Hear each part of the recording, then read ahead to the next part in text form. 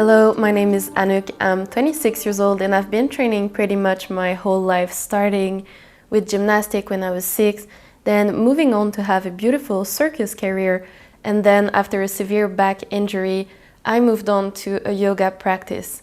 In today's video, I will share with you some tips based on my personal experience on how to start a fitness or yoga journey, and also how to keep a positive mindset along the way. So whether you are starting your journey or you're already in the process, the first tip I want to give to you is ask yourself a question. And the first question is, why are you doing it? You might have this intuitive answer, which is to give your specific goals. For example, losing weight, gaining strength, gaining flexibility, or getting that cool yoga pose you saw on Instagram.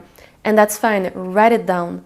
But then I invite you to search for the deeper reason. So behind losing weight, for example, there might be, I want to gain some self-esteem, and getting that cool yoga pose might mean I want to learn how to persevere. So write everything down so you can come back to it regularly.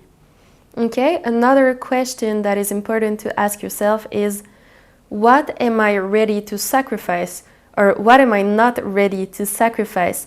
And that's important because depending on your goal, the sacrifices will not be the same. As a personal example, yoga is for me something that I want to include in my lifestyle. So I want a long-term practice to ensure me a greater well-being. So for me, it's important that this process is pleasurable.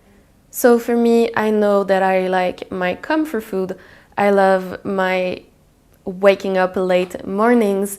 There are some things that I'm not ready to sacrifice. I'm not ready to sacrifice too much time training, and that's very personal to me. For sure, a high-level athlete that is preparing for an important competition is going to have more sacrifices to do in terms of discipline.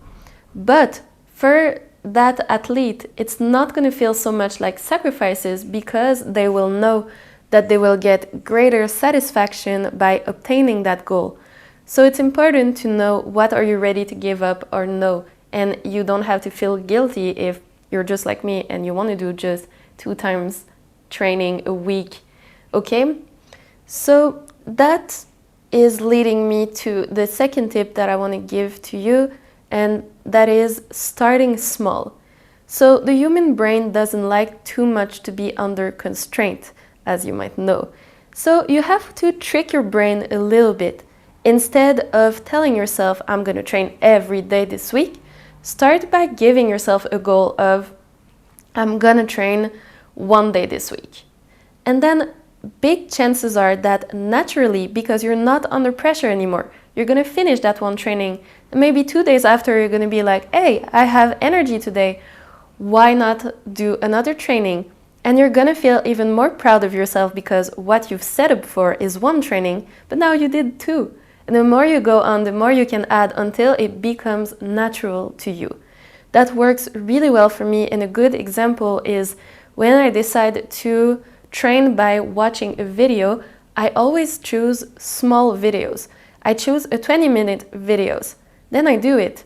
And then most of the time I'm warmed up. I'm like, hey, let's do another one. So I do another video. And sometimes I do like this 2, 3. And in the end, I did my hour of training. But if I did only 20 minutes because I'm tired this day, I'm still going to be happy that I did 20 minutes. Okay, so start small. Maybe that brain tricking is not going to work for you. It worked really well for me, might help others. So try it out. I want to finish this video with a last tip, which is practice mindfulness. So you're in your process, your journey is started, you are training, you are setting goals to yourself, but at some point you need to take a moment to just sit down or lay down. You can do this in the morning, at night. Close your eyes, take a few deep breaths and scan your body. See if there's pain somewhere. Check what your level of energy is. Check how do you feel emotionally in this process. It's a good time to come back to the goals that you've set, the reason why you're doing it, and also remember to stay engaged and present. It's also a good moment to check, do I need some rest? By learning to listen to your body like this, you also know, and you've come to learn when you need to train and when do you need to stop. So this is something I invite you to do throughout your process regularly. Okay, thank you for listening to my tips, and I will come back with a next video with a few more tips to help you on your yoga or fitness journey. Thank you. Namaste.